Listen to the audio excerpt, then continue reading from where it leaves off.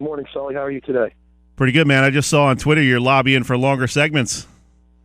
I need longer segments. I think at this point in time, I think McGarry's getting a little bit more time than me. So, all right, I can take 2 segments if you need it. We'll extend you here a little bit on today's segment. Anyway, we're trying to get the fans involved a little bit, taking a little curveball into the show. Well, you're known for throwing a curve every now and then, so it's good to let the fans have their voice too. I got a decent curveball still. Kevin, give me some advice here. I got a lot of stories to type up this weekend, but there's a lot of football on too. How am I going to balance this all out? I got a great lineup of college football all day today. You got the NFL starting early tomorrow morning, 9:30 London game. How am I going to fit this all in this weekend? You have to be able to multitask, Sully. And I think if you if you just set the computer up on like a little table in front of the TV, have a little drink on the side, I think you'll be in good shape. I'll give it a shot. We'll get through it somehow. Give us your take on last night. I guess you were at Cedar Creek, Camden. Yeah, Cedar Creek came out and really did a nice job to start the game, and they were up 12-7 after the first quarter, and they'd done some nice things, and then all of a sudden it kind of stopped, and they're down 13-12 at halftime, and second half comes rolling around. Isaiah Watson doesn't play. Bo Melton, as good as Bo Melton is, Bo Melton became neutralized. I mean, second half he had a couple of nice catches, but for the most part, Camden really shut him down and he was, for lack of a better term, he was a no factor in the second half, which is kind of surprising. And Camden really turned it up defensively, scored a couple touchdowns, took advantage of a turnover on a kickoff.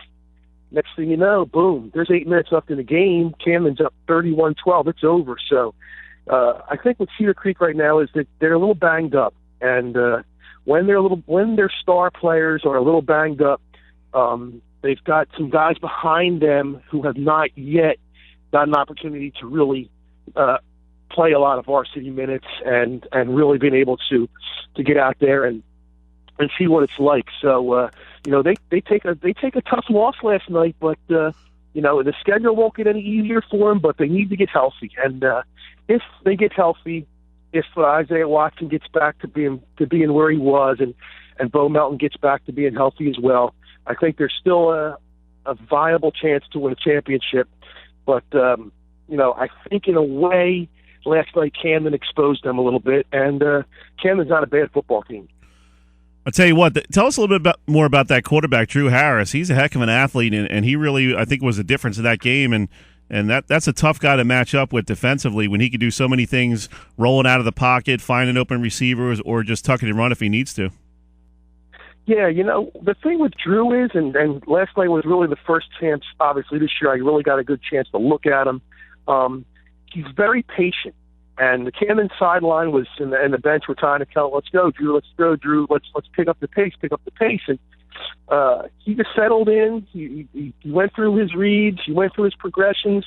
He found the guys he needed to find, and really did a nice job for them. And here's a kid who, last year had some very, very talented athletic kids around him, Brad Hawkins and Ron Johnson, Jamal Holloway, Demian Thomas. He had athletes, and this year's Camden team is a little bit different. Not that they're not athletic, because they are athletic, but they're not athletic to the same degree.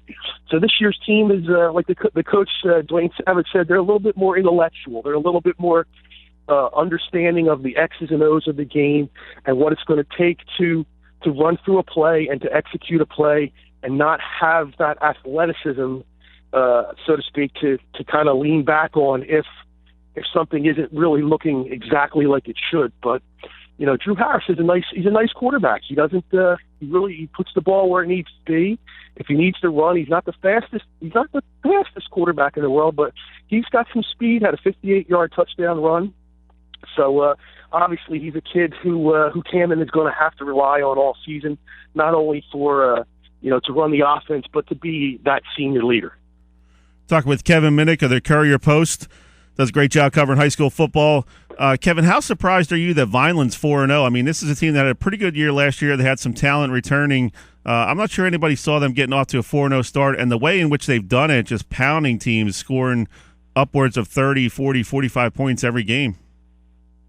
Yeah, I think it's all part of a cycle, and maybe in this spin, this turn, it's Vineland's turn a little bit, and other teams maybe coming back to the pack while it's their turn to really accelerate. And for a Vineland program that I guess over the years has kind of struggled a little bit here and there, to get off to a great start does a tremendous amount for their confidence. And confidence, is something the team you got to have it going into every game. And Vineland potentially could be an undefeated team in a couple of weeks, and a playoff team. And anything can happen, but it's it's nice.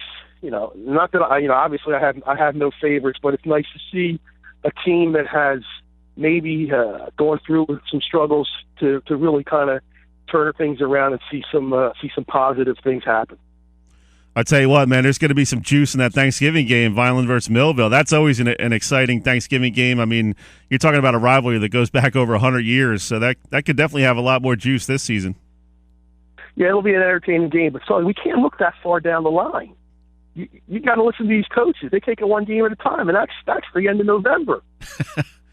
But it'll be entertaining. It'll be entertaining for sure. I mean, obviously that's a game that everyone gets geared up for down there, and when that point in time comes, I'm sure that'll be the fact that both teams are having some success and playing rather well. Obviously that will play into the emotion of that game when it happens. Kevin, we're at the start of October here.